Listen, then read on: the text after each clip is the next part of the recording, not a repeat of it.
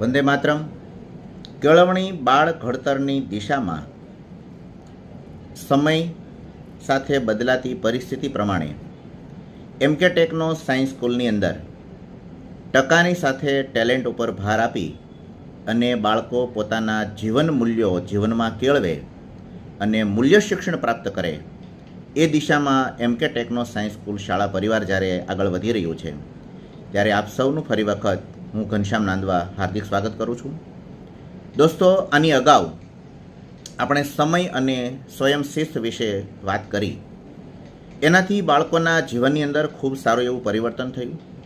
બાળકો ડિસિપ્લિનમાં રહેતા થયા અને ખૂબ સારી એવી સફળતા પછી આજે આપણે એક નવો શબ્દ ભણવા જઈ રહ્યા છીએ.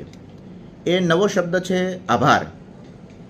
આભાર એટલે સામાન્ય રીતે આપણા માટે કોઈએ કાંઈ સારું કામ કર્યું હોય, આપણા માટે કોઈએ અમૂલ્ય સમય આપ્યો હોય, કોઈ આપણને પ્રેમ, હૂફ, માર્ગદર્શન આપ્યું હોય, કોઈ નાની મોટી મદદ કરી હોય, ત્યારે સ્વાભાવિક છે કે આપણે તેને સ્વીકારીએ છીએ અને આપણા જીવનમાં એને એક મહત્ત્વનું સ્થાન આપીએ છીએ અને એમના માટે આપણે આભારની લાગણી વ્યક્ત કરતા હોઈએ છીએ.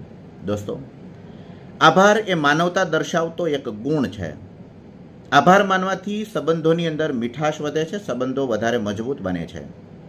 આભાર માનવાથી આપણા મનને શાંતિ મળે છે.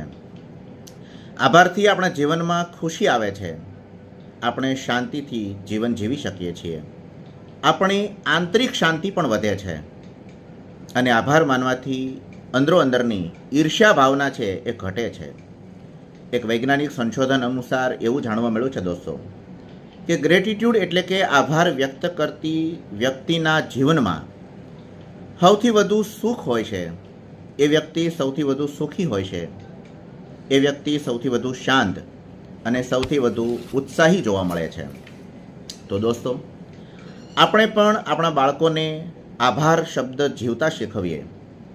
તો આજના દિવસે તમામ માતા પિતા, ગુરુજનો, શિક્ષકો, વડીલોને મારી વિનંતી છે કે આપણે આપણા બાળકને જીવનમાં આભારનું શું મહત્ત્વ છે એના વિશે આ અઠવાડિયું ચર્ચા કરશું.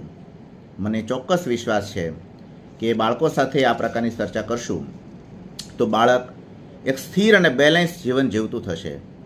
તો દોસ્તો, વાત શરૂ કરીએ. સૌથી પહેલાં આભાર કોનો માનવો? તો પહેલો આભાર માનવાનો છે આપણા માતા પિતાનો, કે જે આપણા જન્મદાતા છે, આપણું પાલન અને પોષણ કરવાવાળા છે. દરેક પરિસ્થિતિમાં એમણે આપણું રક્ષણ કર્યું છે. આપણને દેશ અને દુનિયા બતાવનાર આ દુનિયામાં જો કોઈ હોય તો એ આપણા માતા પિતા છે.